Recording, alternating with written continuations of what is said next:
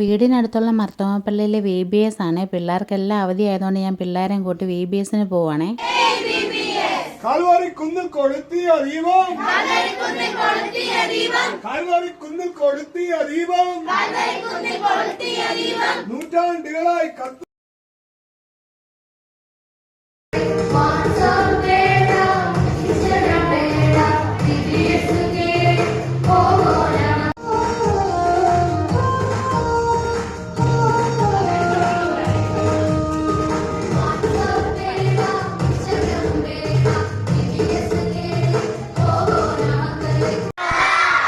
കൂട്ടുകാരെ, സന്തോഷമാണോ? സൗഖ്യമാണോ?